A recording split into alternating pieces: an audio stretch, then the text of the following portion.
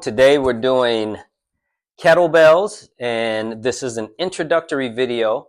So I want you to just follow along with the video. This first video is all about just the safety and the safety of the lifts. Now, if you've done this before or you've been in training with me, you don't have to go through necessarily this video, but I think it's always good to, take a look at before you move on, just to make sure if there's anything you've missed. So what we're looking at here, first things first with the kettlebells, is safety when you pick up the kettlebell.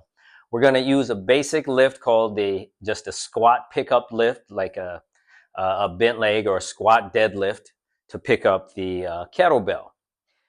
First thing you want to make sure you're doing now is standing over the kettlebell.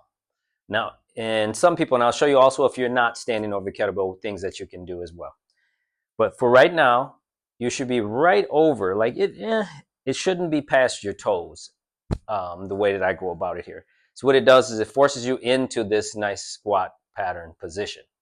All right, so I'll do a few just facing forward. First things first, you want to have a long neck. You want to be engaged, shoulders roll back and down.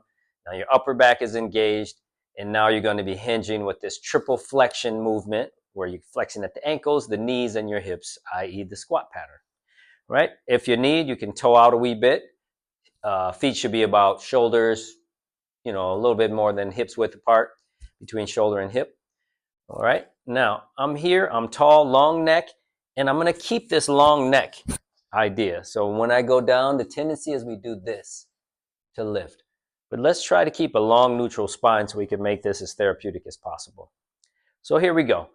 Standing over the kettlebell.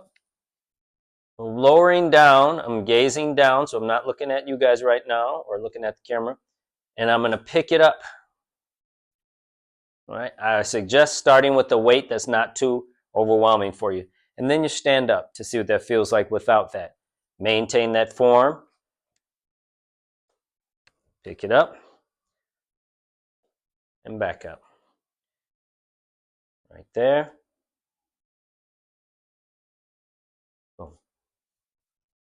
Good, a couple more times.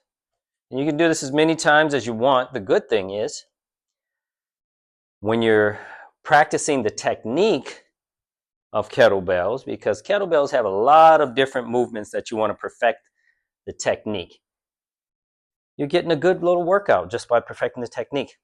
So it's an easy way to work on form over function. So make sure that means doing it correctly, doing the movement so it feels right in your body. Just from the side, you'll see how I'm stepping right over here, as if this was a bar and I was doing a deadlift or lifting a straight bar.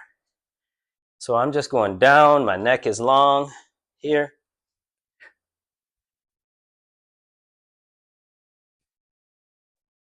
Here.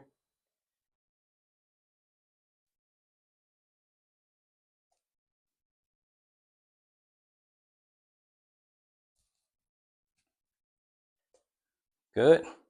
And if you really want to get a workout, you're so determined, just do things that are going to help improve the quality of the movement by maybe you lower it down pretty slow. And then you take away the in-between stand-up. A little touch, boom. And you see my thigh is getting about parallel with the ground, almost. It depends on the size of your body. You'll notice I'm going right down between the legs.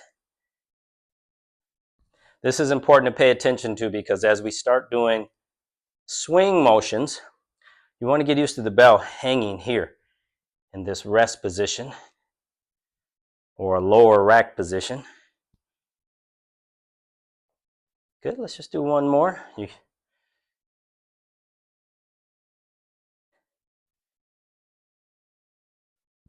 All right. Very good. That's your basic squat pickup pattern for basic safety with the kettlebell.